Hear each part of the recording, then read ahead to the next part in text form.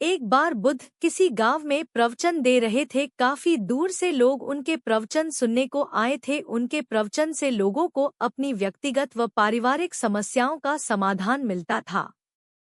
इसी गांव के गली में एक गरीब व्यक्ति अपनी छोटी सी कुटिया में रहता था।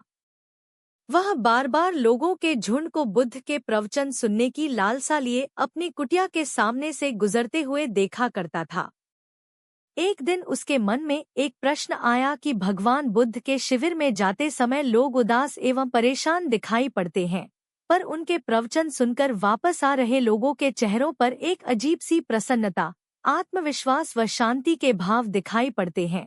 आखिर क्यों? आखिर वह भी लोगों के साथ शिविर में गया जहां प्रवचन चल रहा था। उसने देखा प्रवचन समाप्त हो गया है और लोग अपनी समस्याओं व परिस्थितियों के समाधान को लेकर बुद्ध से मिल रहे हैं।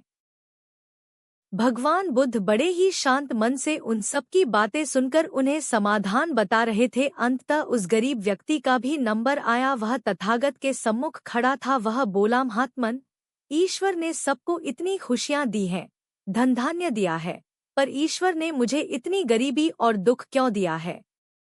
मैंने भला ऐसा कौन सा पाप कर्म किया है जिसके कारण मैं गरीबी और दुखों से भरा जीवन जीने के लिए विवश हूँ? इस गरीब की बातें सुनकर भगवान बुद्ध बड़े ही करुणा भरे स्वर में बोले, वत्स, क्या तुमने कभी किसी को कुछ दिया है? वह बोला, प्रभु, भला मैं किसी को क्या दे सकता हूँ? मेरे पास किसी को देने के लिए है ही क्या? मैं तो स्वयं बड़ी मुश्किल से अपना और परिवार का भरण पोषण कर पाता हूँ। कई बार तो हमारे पूरे परिवार को भूखे पेट ही सोना पड़ता है। यह सुनकर तथागत बोले, भगवान ने तुम्हें सुंदर चेहरा दिया है जिससे तुम लोगों को मुस्कुराहट दे सकते हो। तुम्हें सुंदर मुख दिया है जिससे तुम लोगों की प्रशंसा कर सकते हो। भगवान ने तुम्हें 2 हाथ दिए हैं जिससे तुम लोगों की मदद कर सकते हो। जिसके पास ये 3 चीजें हैं वह भला गरीब कैसे हो सकता है? तुम लोगों को देना सीख लो, उनकी मदद करना शुरू कर दो, अपनी मुस्कुराहट और प्रशंसा के शब्द लोगों में बांटना शुरू कर दो।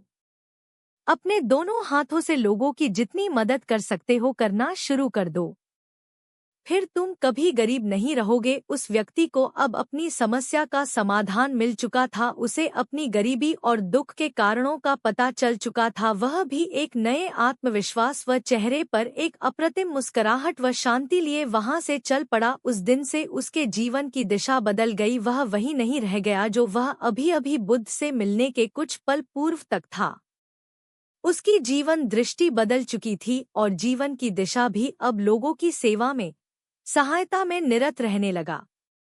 लोगों को खुशी देकर वह भी प्रसन्न रहने लगा। कड़ी मेहनत व पुरुषार्थ के बल पर वह भी औरों की तरह समृद्ध व सुखी हो गया। निश्चित ही हम में से हर कोई इसे अपने जीवन में अपनाकर अनंत गुनी खुशियां पा सकता है। स्वयं के लिए पशु पक्षी व अन्य प्राणी भी जी लेते हैं, पर मनुष्य विधाता की सर्वोत्कृष्ट कृति है और हमें इस जगत में रहते हुए अपनी सर्वोत्कृष्टता का परिचय अपने आचरण से देना ही चाहिए।